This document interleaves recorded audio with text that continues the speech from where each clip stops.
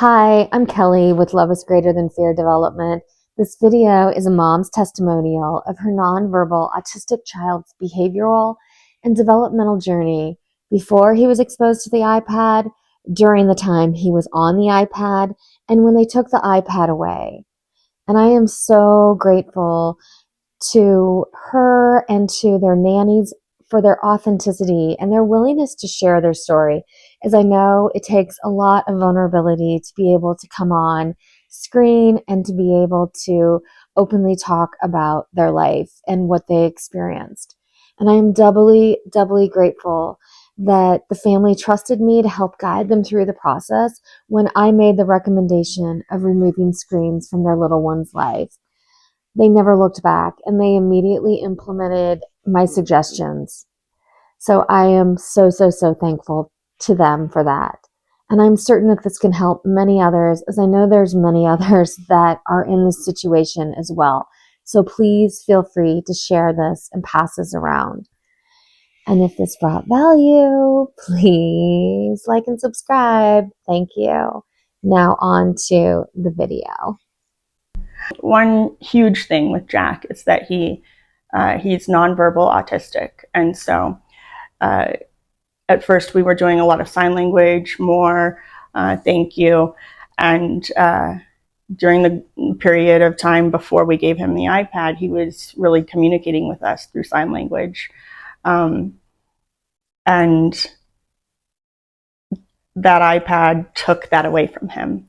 Even sign language that he had learned, more and help and, please, he was having a harder time even using those, I think. There was no more babbling. He had very good ways of expressing himself. And the second that iPad was introduced, I feel like all of that was gone. We noticed early on he was having a hard time making eye contact with us or with peers or with anybody that would come into the house. And so that's one thing that we worked on pretty diligently, was eye contact. And once he had an iPad in hand, that went away pretty quickly, the eye contact. And, we had worked to the point of when we would say his name, Jack, he would turn around, which was a huge step for us.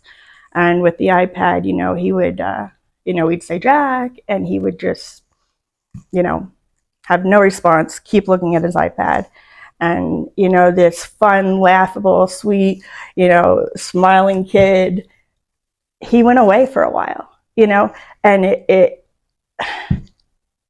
was heartbreaking. And it was heartbreaking to see, the tantrums that he would throw if he didn't have it.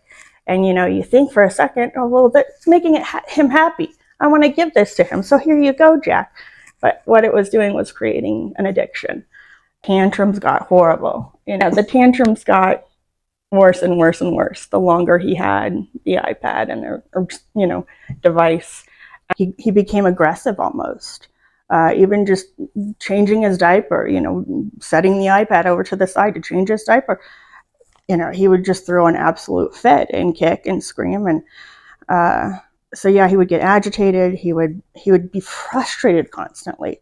And he's not a frustrated person. And, another thing is redirecting. We had worked on that so hard. And, because, he was doing repetitive things, opening, closing doors, back and forth. And we had worked really hard on redirection. And having a device took any redirection away. When he would have the iPad, if we would try to take it away and redirect him towards a toy that he used to be interested in, it was just, no, absolutely not. Throwing a fit, tantrum, screaming, crying, kicking, until he got that iPad back.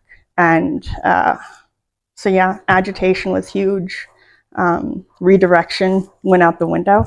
And today he can, if we need to redirect him to something else, boom, it's fine, it's great. When when we gave him the iPad, and initially I didn't even realize this, but he started to lose interest in other things, in toys that he liked to play with.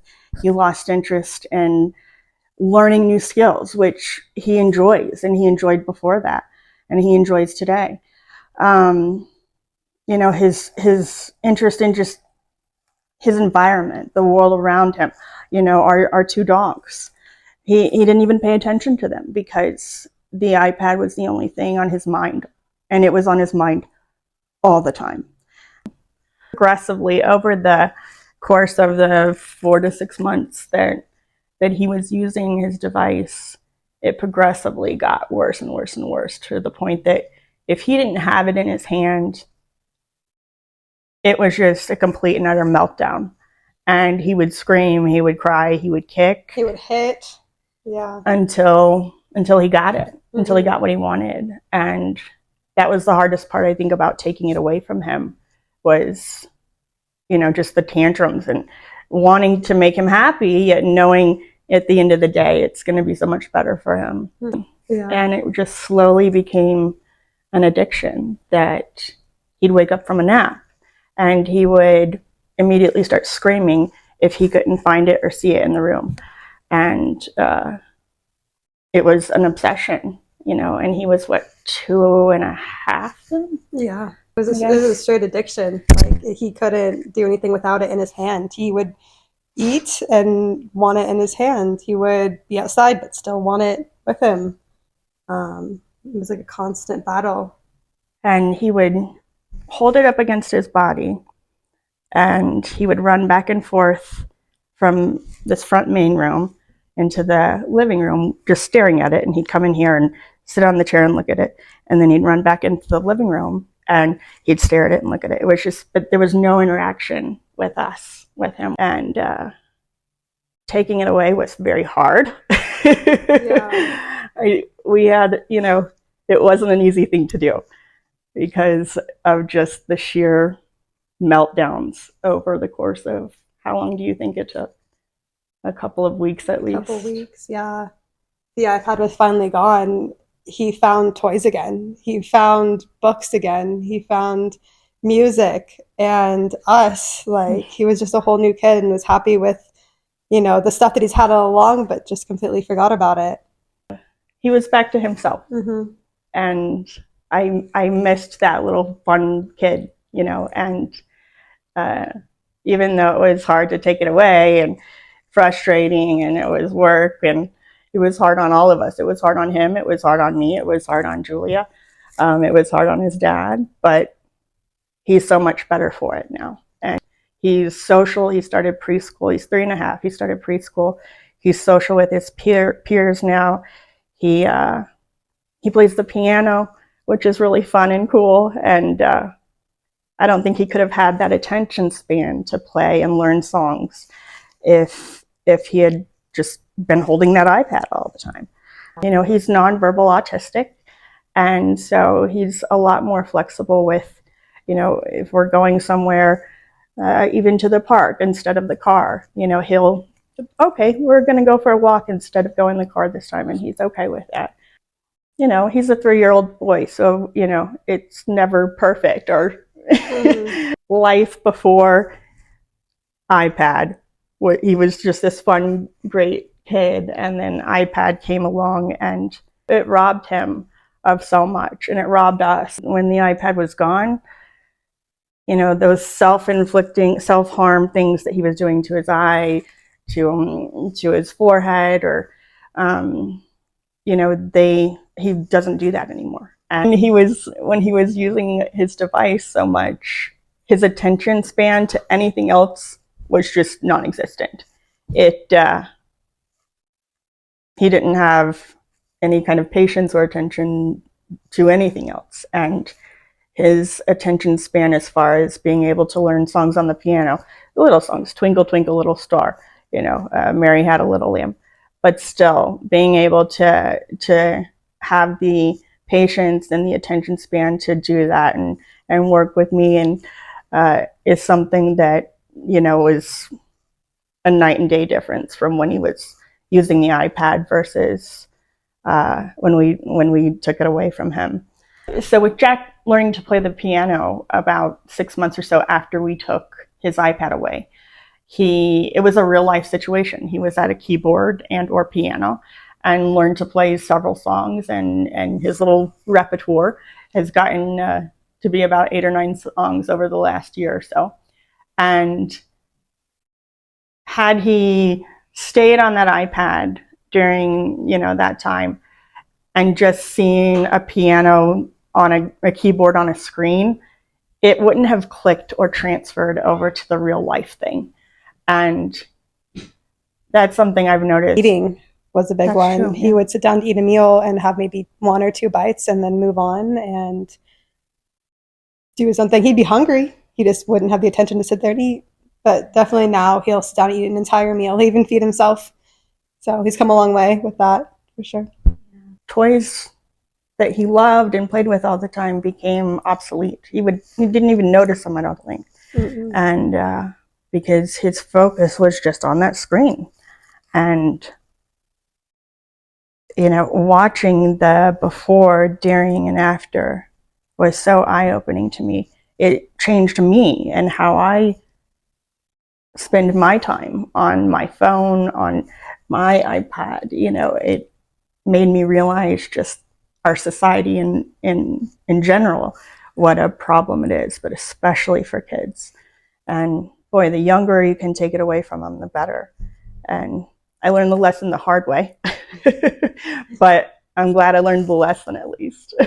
And today, a year and a half later, I'm so grateful that we did, mainly because we hadn't taken the iPad away for such a good portion of time, and he hadn't come back to his original joyful self. He wouldn't be able to use an iPad today that is strictly for communication. And, it's something that we've introduced to him within just the last 6 months or so. Mm-hmm. And he can make sentences and talk and communicate with us, with his teachers at school, with his friends at school. And he uses that iPad strictly for that purpose. And he knows it's for that purpose. And so he'll be playing or doing something in his room or playing with his dad or myself or Julia, and he wants to say something, and he goes and gets the iPad, says what he wants to say, and then puts it down, and we move on. So there's not that addiction like there was. And I think having that break of taking it away from him in that time period before we reintroduced it for a purpose was vital. And I don't think he would be able to use that communication device if we had let him continue to just stay on his iPad all the time. And I got to tell you, it's easy to let a kid stay on their iPad because it's a here's a button for a babysitter. There you go. And it's easy, they're quiet when they're on it, and you can watch TV or, talk to your friends on the phone. And it's a great babysitter, but boy, it's changing personalities, and it's changing. I fear for kids that are growing up with this these days. I'm just grateful that we recognized it and we worked together as a team, and Kelly was vital in helping us through that. And because taking it away from him was, I think, the best thing we could have done for him at that point in time. Since it's been gone, I haven't noticed any of that behavior. He doesn't get upset about a lot of things. If there's an issue, it's quick and it's done. It's not like this lasting tantrum that used to occur. He doesn't hit anymore. There's no meltdowns like there used to be. So I'm so thankful that we were able to get rid of that iPad. You know what the biggest thing is that before he had a device in his hand all the time. He was happy. He was laughing all the time. He was making great eye contact, playing with toys, making developmental milestones. And that little boy left when that iPad was in front of him. And it got worse over the 4 to 6 months that he had it.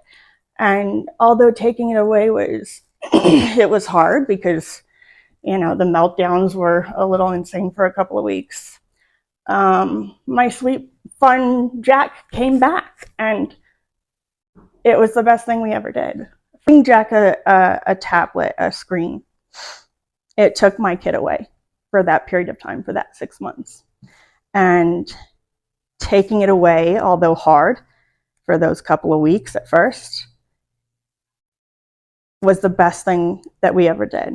And it brought my joyful, happy, playful son back. And it brought the world around him back into life. And I'm just so grateful.